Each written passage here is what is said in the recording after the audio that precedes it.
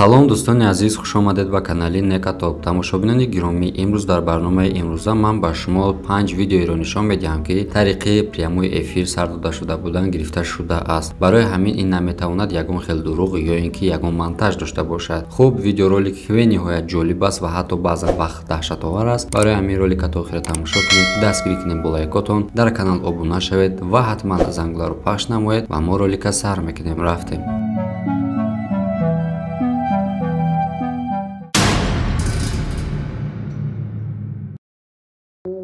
ин ролик бо ёрии AdinXBet сохта шуд. Агар дар вақти регистратсия дар ҷои промокод NECA нависен 5000 рубле бонустон метан. Барои бонусро гирифтан ҳатман пурра регистратсияро гузаред. Баъдан дар шотон пул партоен. Баъди ин автоматически бонус дар шотон мегзарад. Силкаш дар описания.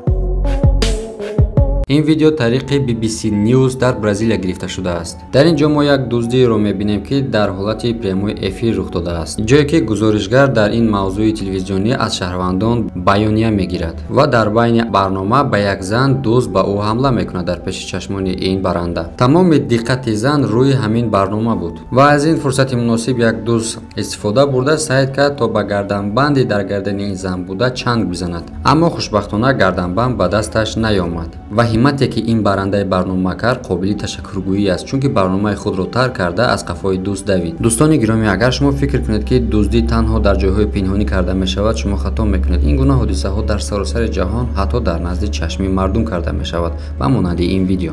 аз ҳамин сабаб дар куҷое ки набошед, ҳатто рӯзи равшан дар байни одамон низ аз ашёҳои гаронбаҳое ки дар даст доред хуб ва нағз эҳтиёташон кунед.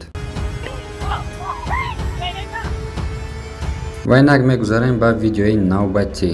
инҷо низ мо шоҳиди як саҳнаи дуздӣ хоҳем буд. соҳиби ин хона дар кор будааст ва ҳеҷ касе дар хона набудааст. ду шахс аз ин фурсати муносиб истифода бурда вориди хона ба мақсади дуздӣ шудаанд. онҳо аслан мутаваҷҷеҳ нашуданд ки дар кунҷи ин хона камераи назоратии амнияти насб карда шудааст ва онҳоро пинҳонӣ ба навор гирифта истодааст. ва гузашта аз ин соҳиби хона аз дуриҳои дур тавассути телефонаш ин ҳодисаро назорат мекард, яъне онҳоро медид. ин шахсони беақл вақте ки ба дуздӣ кардан шурӯъ карданд, соҳиби хона зуд ин ҳодисаро ба полис нақл кард. дар аввал ино яктаашон аз тирезаи хонаро шикаста медароянд ва сипас пас аз он рафиқаш аз дар медарояд. марде ки аз тиреза медарояд кӯлоҳ ба сар дораду ва айнаки сиёҳе дар чашмонаш ва сипас дари асосиро барои дӯсташ боз мекунад ва сипас шурӯъ мекунанд ба ёфтани пули нақд ва ашёҳои гаронбаҳо ва каме баъд ин ҳарду ба табақаи боло мераванд, ғофил аз он ки соҳиби хона аллакай кайҳо ба полис занг задааст. ва каме баъд полис аз роҳ мерасаду ва ин ду дуздро айни дуздиашон дастгирашон мекунанд. пас аз дидани ин видео дар сари ҳама он фикр меояд ки камераҳои назоратӣ дар хона ҳатмист.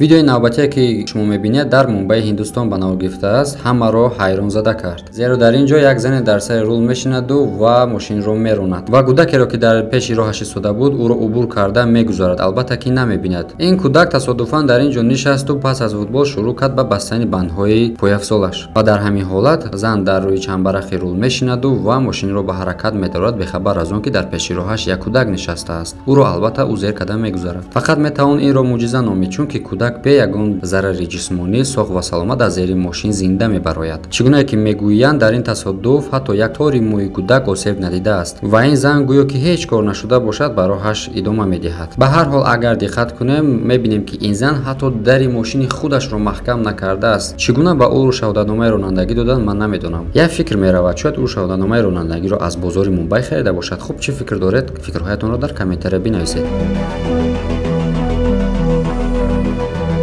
видеои навбатӣ гирифта шудааст дар яке аз роҳҳои оҳан тариқи камераҳои назоратӣ дар Австралия. дар ин видео мо мебинем ки як иттифоқи ногуворе рух медиҳад. дар ин ҷо дида мешавад ки як шахсе аз аломати зард он тараф истодааст ки гузаштани ин хати зард, яъне аломати зард мамнӯъ аст ва мебинад ки поезд наздику наздиктар мешавад ва худро зери ин поезд мепартояд ва иттифоқан ҳамин ҳолат як поезди серҳаракат ба ӯ наздик шудан мегирад ва дар ҳамин ҳол касе пайдо мешавад ба таври мӯъҷизавӣ дар сонияҳои охирин ӯро аз марг наҷот медиҳад. Агар 1 сония ҳам дер мекарданд, ӯ зери поезд мемонд. Ин ҳодиса тариқи 2 камера ба сабт расидааст. Якеаш камераҳои назоратие ки дар ҳамин вокзал насб карда шудааст ва дигараш бошад дар ҳамон поезде ки дар ҳаракат буд.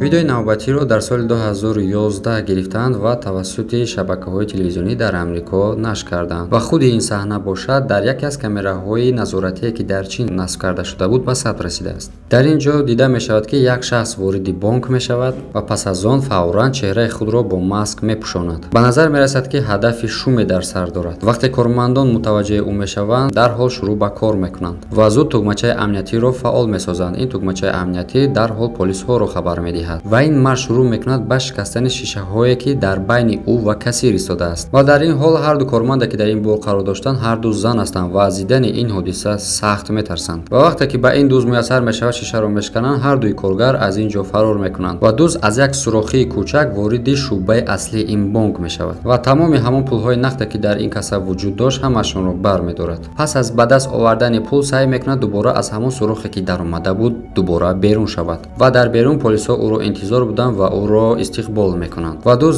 аз баҳри ин сурохӣ мегузарад ва талош мекунад ки роҳи дигаре биёбад. Пас аз якчанд сония полис низ шурӯъ мекунад ба шикастани шиша то ин ки дуздро дастгир кунанд. Ба ҳамаи ин нигоҳ накарда ба дуз муяссар мешавад ки аз ин ҷо фарор кунад ва пас аз он чӣ гап мешавад, яъне дузро медоранд ё намедоранд, дар ин бора мо ягон маълумот надорем мутаассифона.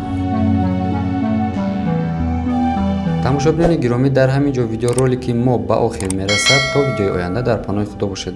Бале, лайк ва обуна шудану зангуларо ҳатман пахш намоед. Хайр.